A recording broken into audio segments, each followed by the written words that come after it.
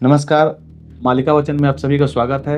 आज हम एक बहुत रेलेवेंट टॉपिक पे बात करेंगे, जिसके बारे में हमको पहले ही लॉन्ग वीडियो बना लेना चाहिए था। हमने एक शॉर्ट वीडियो डाला था पिछले चैनल पे। ये कन्फ्यूजन सबको रहती है कि क्या कलयुग एंड हो चुका है, क्या कलयुग का अंत हो चुका है, और क्या अभी जो वर्तमान समय में हम जी रहे हैं ये सतयुग है। इसके बारे में बहुत ही डिटेल में बात करेंगे। जितना हमारे पास इंफॉर्मेशन है और मालिका इसके बारे में क्या करती है, आपको बताने का प्रयास करूंगा सिंपल शब्दों में। तो सबसे पहली बात, जितने भी आर्गुमेंट देते हैं ब्रह्म कुमारीज वाले, भविष्य मालिका वाले, संत कबीर साहब वाले, संत रामपाल जिसको बोल सकते हैं, या जितने भी लोग बोलते हैं कलयुग का एंड हो चुका है, वो कुछ वेद पुराण और शास्त्रों का दिखाते हैं। इसमें वेद और पुराणों को जो उद्धरण देते हैं, जैसे मनुस्मृतिका की चत्वाराहु सहस्त्राणि वर्षाणन्तु तत्कृतम युगम तस्य तावच्छति संध्या संध्या च तथाविधः, और बहुत गर्ग संहिता और बहुत सारी चीजों का देते हैं और बोलते हैं कि 12,000 वर्षों का पूरा युग होता है, चारों युग 12,000 वर्षों का होता है, 4,500 सालों का कलयुग होता है, 5,000 सालों का होता है। ये सब कहीं ना कहीं कोरी बातें हैं, क्योंकि उसमें दिव्य वर्ष लिखा गया है। शतपथ ब्राह्मण और बहुत से ऐसे आकलन के ग्रंथ हैं सनातन धर्म में, जिसके अनुसार दिव्य युगों की ही बात की गई है। और ये बात सिरे से खारिज हो जाती है कि 4,32,000 नहीं है। हमारे सनातन शास्त्रों में भी स्पष्ट रूप से बोला गया है कि 4,32,000 ही उम्र है। ये स्पष्ट है। इसको कैसे श्योर करते हैं? जब आप मालिका में पढ़ेंगे कि संत अच्युतानंद दास जी ही लिखते हैं कि 4,32 जे सहस्त्र कलयुग रे अटई आयुष पाप भारा रे आयु टूटी जीव पंच सहस्त्र कली भोग होइब। यानी 4,32,000 साल ये कलयुग की आयुष्य है। लेकिन पाप भारा रे आयु टूटी जीव, पाप के भार से आयु टूट जाएगी और केवल पंच सहस्त्र कली भोग होइब, केवल 5,000 कली भोग होगा। इसी प्रकार संत हाड़ीदास जी, संत शिखर दास गोस्वामी जो कि नील सुंदर गीता लिखे हैं कि 18 बरस भोग दे सहस्त्र औ पापे टूटी जीव, यानी 18,000 साल भोग होगा। ऐसे इस प्रकार से बहुत प्रकार से लिखे हैं। संत हाड़ीदास जी लिखते हैं कि संवत्सर पंच सहस्त्र कली शेष होइब सत्य जुग आद्य प्रकाश शुभ जोग होइब फिटिब प्रजंग कसण दुष्ट होइब शेष हणे हाड़ीदास कहिले आगत जे भविष्य। ये लिखे हैं कि संवत्सर पंच सहस्त्र 5,000 सालों के बाद कली शेष हो जाएगा। अभी हम 5,126 5,125 मान लो उस साल में जी रहे हैं अभी, यानी संध्या और संध्यांश में मिला लो, जो कि मालिका में नहीं लिखा गया ऐसा, फिर भी हम 5,000 के बहुत ऊपर पहुंच गए हैं। अब यहाँ पर एक आर्गुमेंट आता है कि कलयुग खत्म कैसे हो गया, कली शेष कैसे हो गया, ऐसा क्या हुआ? कलयुग का जब आयु 4,32,000 साल लिखा है हमारे शास्त्रों में सनातन में, तो शेष कैसे हो गया? इसका भी उत्तर है, एकदम लॉजिकल एक्सप्लेनेशन है इसका। मैं आपको बताता हूँ। मालिका और उड़िया शास्त्रों में लिखा है कि रावण को 56 गंडा युग की आयु प्राप्त हुई थी वरदान स्वरूप, यानी 56 चतुर्युग की। लेकिन वो कितना जी पाया? त्रेता युग पार नहीं कर पाया।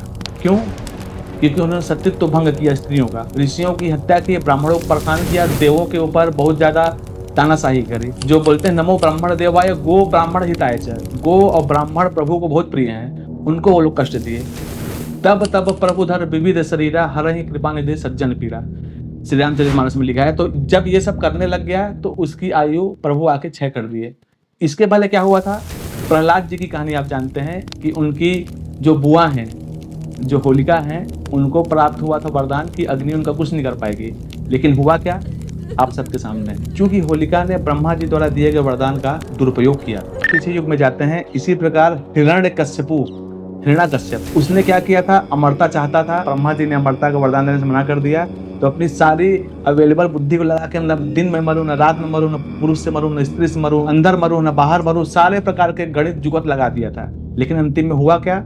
उसका पाप बढ़ा और अंतिम में प्रभु महाविष्णु जी ने सारे प्रकार के जुगत इकट्ठा कर लिए। न अंदर मारा, न बाहर मारा, न पुरुष मारा, न स्त्री मारा, नरसिंह अवतार दिए और उसका खात्मा किया। क्योंकि वो पाप कर रहा था, भक्तों को सता रहा था, स्पेशली प्रहलाद जी को सता रहा था। बहुत बार बोलने पे भी नहीं माना। अब इस कलयुग की बात कर लेते हैं। मैं आपको एक उदाहरण देता हूँ, आप इसका उत्तर दीजिएगा मेरे को। आप एक मकान मालिक हैं, आपके यहाँ किराएदार आते हैं, हॉस्टेलियर आते हैं, लड़के, यंग एज के लड़कों के लिए आप लोग बनाए हैं जो कॉलेज में पढ़ते हैं। आपने साल भर का बॉन्ड साइन कराया कि साल भर रहेंगे, उसका कुछ एडवांस दे दिए और उसके बाद उनका कंफर्म हो गया कि साल भर उनको नहीं निकाला जाएगा। लेकिन उसमें कंडीशन क्या रहती है? वो व्यक्ति रात को डीजे बजाने लग गया, लड़की लाने लग गया, दारू पीने लग गया, अगल बगल की लड़कियों को छेड़ने लग गया, कचरा फेंकने लग गया, गंदगी करने लग गया, तो आप क्या करेंगे? आप बोलेंगे मेरे घर से 3 महीने में निकल जाओ। एक दो बार वार्निंग देंगे, उसके बाद आप निकाल के फेंक देंगे। ठीक इसी प्रकार यदि मालिका की माने तो 36 प्रकार के पापों से ये कलयुग एंड हो चुका है। ये 36 प्रकार के पापों में सबसे जघन्य पाप है पहला गौ वध, जिससे 1 लाख साल खत्म हो चुका। फिर गौ चारा भूमि हरण, फिर विश्वासघात 40,000 साल, विष्णु प्रतिमा अपूजा रहने से, दूसरी जाति में शादी करने से, तुलसी माता जी का पूजा न करने से, गंगा में नग्न होकर स्नान करने से, मित्रों को, सहोदरों को, भाइयों बहनों को धोखा देने से, विधवा हरण करने से, मातृ पितृ हत्या करने से, इस प्रकार से 36 प्रकार के पापों का विवरण भविष्य मालिका में मिलता है, जिसके अनुसार ये कलयुग एंड हो चुका है। तो अब ये सवाल उठता है कि यदि कलयुग एंड हो चुका है तो अभी ये वर्तमान में कौन सा युग है जिसमें हम जी रहे हैं? तो ये है अनंत युग। मालिका में इसे आद्य सत्य युग, सतयुग के पहले का एक सतयुग कहा गया है, जो कि 1009 वर्षों का होगा, जिसमें प्रभु जन्म लेंगे और 108 वर्ष राज करेंगे। मालिका में एक वर्णन आता है कि निराकार महाप्रभु बोलते हैं कि मेरे भक्त हर युग में दुख पाए। सत्यवादी राजा हरिश्चंद्र जी कितने ईमानदार थे, कितना दुख हो गए। हर समय हर युग में मीराबाई जी का क्या हुआ, उनके पति जी का निधन हो गया, उनके ससुराल वाले, मायके वाले सब उनको कष्ट दे रहे थे। अच्युतानंद दास जितने गरीब थे, जबकि उनके पास इतनी माया थी कि सोने का पहाड़ खड़ा कर दे। जितने भी भक्त थे हर युग में कष्ट में थे, लेकिन ये जो मेरा युग आएगा अनंत युग, इसमें मेरे भक्तों को रंच मात्र का भी कष्ट नहीं होगा। ये निराकार की वाणी है, महाप्रभु जगन्नाथ जी की वाणी है, खाली नहीं जाएगी। अब आप बोलेंगे कि हमने कौन सा पाप किया? तो एक होता है कलेक्टिव कर्मा, सामूहिक कर्म, जो सरकार गैया कटवा रही है, वैध या अवैध, जो भारत विश्व का दूसरा सबसे बड़ा मांस निर्यातक बन चुका है, और बहुत सी चीजें हो रही जो नहीं होनी चाहिए, सरकार लीगलाइज कर दी है। व्यभिचार को लीगल कर दिया गया एक प्रकार से, अब व्यभिचार इज नो मोर क्राइम। तो ये जो गौ मांस से सना हुआ जो पैसा है, उसका हम सब्सिडी ले रहे हैं, सरकार की योजनाओं का लाभ उठा रहे हैं, तो हम सब भी कहीं ना कहीं उसका अंश ले रहे हैं। स्कंद पुराण में लिखा है, बहुत से उसमें लिखा है कि राजा का, पत्नी का, पुत्र का कुछ अंश खाने वाले को, पालने वाले को भोगना पड़ता है, चाहे वो पुण्य हो या पाप। ये तो सारी वो श्रद्धा की बात, आस्था की बात। अब आते हैं मेन मुद्दे पर, विवेक, रैशनैलिटी। रैशनैलिटी क्या कहती है? मैं भगवान को नहीं मानता, मैं जो देखता हूँ, जो लॉजिक में मेरे उतरता है उसी को मानता हूँ। अब आपको मैं रैशनैलिटी के अनुसार उत्तर देता हूँ। भारत कब आजाद हुआ था? 15 अगस्त 1947। उस समय जनसंख्या कितनी थी? 33 से 35 करोड़। अब भारत को आजाद हुए कितने वर्ष हुए? मुश्किल से 77 साल हुए हैं, लेकिन जनसंख्या कितनी है? 145 करोड़। यानी 135 भी नहीं कि चलो 100 करोड़ बढ़ गए, 145 करोड़। चाइना हमसे कई गुना बड़ा है भारत से, उसके बाद भी चाइना को भी बीट कर दिए हम। किसमें? पॉपुलेशन में। बहुत अच्छी चीज में बीट किए हैं वैसे, बधाई हो आपको। अब जब इतने ही वर्षों में इतनी ज्यादा जनसंख्या हो गई, वाटर रिसोर्सेस कम हो गए, अब विज्ञान ही बोलता है कि आने वाले 20-30 सालों में जो पानी है पीने का, वो तेल से भी महंगा हो जाएगा, जो कि पेट्रोल और डीजल उससे भी महंगा हो जाएगा। बड़े बड़े नगरों, मेट्रो सिटीज के वाटर लेवल डिक्रीज हो चुके हैं। चारों तरफ जो हवा का AQI है वो लगातार बढ़ता जा रहा है। वेद शास्त्र को दूरे तेजीबे, समझते फिरंगी बेसोईबे। वेद शास्त्र को दूर त्याग देंगे और समस्त फिरंगी वेस्टर्न ड्रेस पहनेंगे। पुरुष करीबे पुत्र प्रसव, नारी होइबे अंडीर। बहुत प्रकार की चीजें लिखी गई। पुरुष पुत्र को पैदा करेगा, नारियों के गर्भ से बच्चे पैदा नहीं होंगे। अब देखो पॉट से पैदा हो रहे हैं।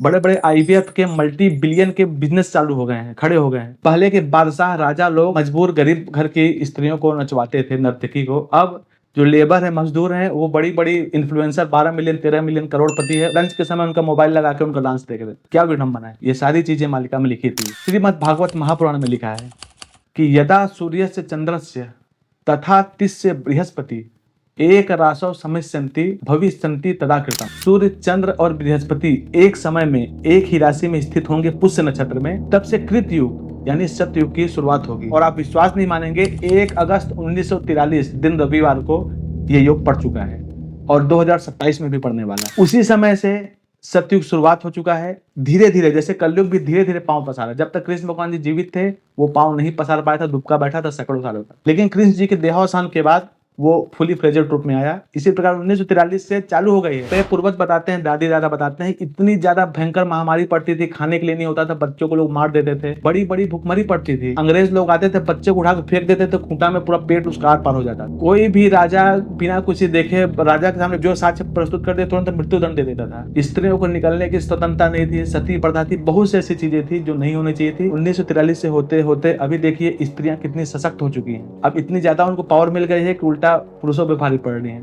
फेक एलिगेशन लगा रहे हैं, कुछ सब नहीं। इसी प्रकार से जो संत हाड़ीदास जी थे, जिन्होंने हाड़ीदास ग्रंथावली और बहुत प्रकार की मालिकाएं लिखी हैं, वो छतिया में रह के आज से 270 साल पहले, लगभग 270-300 साल पहले वहां एक कल्की जी का मंदिर बनाए हैं और बोले हैं कि जगन्नाथ जी चक्का छोड़ेंगे, श्री क्षेत्र धाम छोड़ेंगे और यहाँ पर आके स्थित होंगे 7 दिन के लिए। नेमाल बट रे ज्योति उदय हेबे, श्री क्षेत्र छाड़िबे हरि, नीलगिरी ठहरे जीवे जनार्द, छतिया होइबे पूरी। यानी प्रभु जी पूरी धाम छोड़ेंगे और छतिया पूरी हो जाएगा। कितने दिन के लिए? 7 दिन के लिए।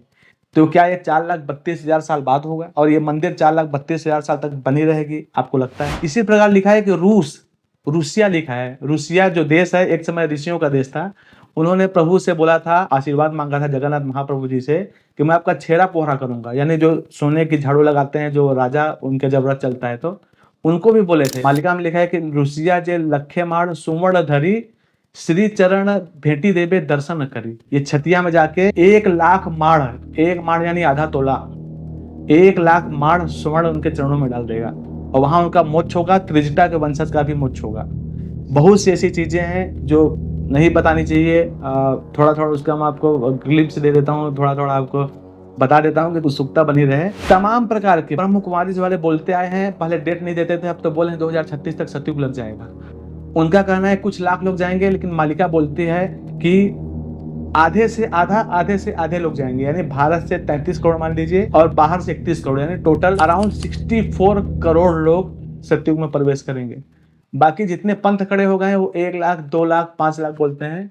लेकिन मालिका में लिखा है कि जो सत्य, प्रेम, दया, क्षमा, शांति पे रहेगा, जो अनंत युग में जाएगा। मालिका में लिखा है अनंत जे युग होइब, माधवों का सिरे शोभिब। अनंत जो युग होगा वो माधव के सिर पे शोभित होगा। अनंत माधव लीला देखी बाकू, खंडगिरी ठारी चाही ची बसी, आहे सुग्य संसार राशि।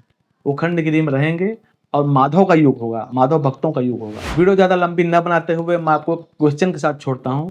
क्या कोरोना काल के बाद से समय तेजी से नहीं गुजर रहा है? ये जो 24 घंटे का दिन था, 18 घंटे का हुआ, 16 घंटे का हुआ, आगे चल के 12 फिर 6 घंटे का हो जाएगा। और ये इस्लाम, ब्रह्म कुमारी, सारे लोग इस चीज पे एक मत हैं कि जब सृष्टि का अंत होना होगा, जब नए युग की शुरुआत होनी होगी, तो समय बहुत ही तेजी से चलना चालू हो जाएगा। आप लोग कमेंट में बताइए, क्या समय वाकई में तेजी से चल रहा है? क्या आपको त्योहार मनाने का वैसा मन करता है जैसा पहले करता था? क्या आप फेक खुशी ढूंढ रहे हैं? जो परमानेंट खुशी हम ढूंढते थे, आज टेम्परेरी खुशी, तुरंत हमको मजा आ जाए, इंस्टेंट ग्रेटिफिकेशन खोज रहे हैं। रील की आदत पड़ गई, तुरंत मेरे को मजा चाहिए। क्या त्योहार मनाने का मन होता है? क्या रिश्तेदारी की शादी में जाते हो तो वो मजा आता है? क्या दोस्ती, क्या प्यार, क्या मोहब्बत, क्या उसमें वो चीजें बची हैं जो पहले थी? क्या खाने में वो स्वाद बचा है जो पहले था? अपने परिवार वाले से पूछिएगा। और नहीं समझ में आए तो ये वीडियो दिखाइएगा। इस होने वाले पूरे खंड प्रलय जो कि हो रहा है और आने वाले महापरिवर्तन में प्रभु का शरण यदि प्राप्त करना चाहते हैं तो सबसे पहले शाकाहारी हो जाइए, सदाचारी हो जाइए, सत्य, प्रेम, दया, क्षमा, शांति पे रहिए। ये नहीं रहेंगे तो कोई उपाय काम नहीं आएगा। उसके बाद आपको 3 काम करना, जो कि हर वीडियो में बोलता हूँ। पहला, माधव नाम जप, क्योंकि महाप्रभु कल्की जी माधव नाम से अवतरित हुए हैं एज पर मालिका। दूसरा, त्रिसंध्या धारा। तीसरा, श्रीमद् भागवत महापुराण पठन। ये तीनों चीज जो करेगा 100% गारंटी है प्रभु की शरण प्राप्त होगी और वो सतयुग में प्रवेश करेगा। और एक विशेष बात मालिका में यह भी लिखा है कि जो इस कलयुग के अंत में मद, मांस, मछली खाता होगा और ये सब जान के छोड़ देगा, उसको 100 साल के तप का भी फल मिलेगा। आगे की वीडियो में आपको बताऊंगा कि मीन शनि योग में आप लोग बोल रहे हो कुछ नहीं हो रहा है। मालिका में लिखा है 32 से 33 से पुनी 34 मीन शनि भोग हेबे 2.5 वर्ष, पृथ्वी हेबे लहालोड़ जोगनी गण प्रबल, पड़िबे मुंडमाल गड़िबे केते कंकाल, कंपिपे भैरवी डाकरे मन तरक की थिबू 33 अंक रे। यानी 32, 33, 34 में मीन शनि भोग होंगे, जिसमें से 33 अंक सबसे महत्वपूर्ण होगा। और ये 33 अंक क्या है? 2026। पूरी गारंटी के साथ बोल सकता हूँ। ऐसा क्यों बोल रहा हूँ अगले वीडियो में बताने का प्रयास करूंगा। आपको मालिका की कौन सी ऐसी टॉपिक है जो आपको एक्सप्लेन्ड मैनर में चाहिए, क्योंकि जो रोज डेली वीडियो बना रहे हैं, अगस्त को होगा, सितंबर को होगा, मैं आपको बता रहा हूँ गारंटी देके। मालिका में ऐसा कोई कैलेंडर नहीं है कि अगस्त कितनी तारीख को होगा, सितंबर कितनी तारीख को होगा। मालिका में 7 दिन के अंधकार का जो मुहूर्त बताए थे 2024 में बीत गया, लोग टकटकी लगा के बैठे थे, नहीं हुआ। अब ये 2027 को है, देखते हैं क्या होता है। तो जो रोज वीडियो बना रहे हैं कि अगस्त को होगा, सितंबर को होगा, इन सब से बचें। जो उपाय बता रहा है, मैं आपको जो ये माधव नाम जप, त्रिसंध्या धारा और श्रीमद् भागवत महापुराण पठन बोल रहा हूँ, इससे आपको प्रत्यक्ष अनुभव प्राप्त होगा। न कि ये रोज यूट्यूब में फेक वीडियो बनाने वाले, भविष्य मालिका के नाम पे इंस्टाग्राम में सब्सक्रिप्शन चालू करने वाले, ऐसे लोग से बचें। जो उपाय नहीं बता पा रहा है उसे ये माया ज्यादा प्रिय है शायद। आप सभी का कल्याण हो। कमेंट में बताइएगा, क्या सही में समय तेजी से दौड़ रहा है, क्या दिन रात का पता नहीं चल रहा है, और जैसे जैसे समय आगे बीतते जाएगा ये और शॉर्ट होते जाएगा। हमको लगेगा 24 घंटा है, घड़ी में लगेगा 24 घंटा है, लेकिन जो सापेक्षता का जो सिद्धांत है ना, एक साथ सारा चीज हो रहा है, तो हमको लगेगा 24 घंटा है, लेकिन एक्चुअल में ऐसा नहीं होगा। ऐसा भी लिखा है कि जब गुफा में जब भक्त घुसेंगे निकलेंगे तो उनको पता नहीं चलेगा कितना वर्ष बीत गए। आप सभी कल्याण हो। जय श्री माधव।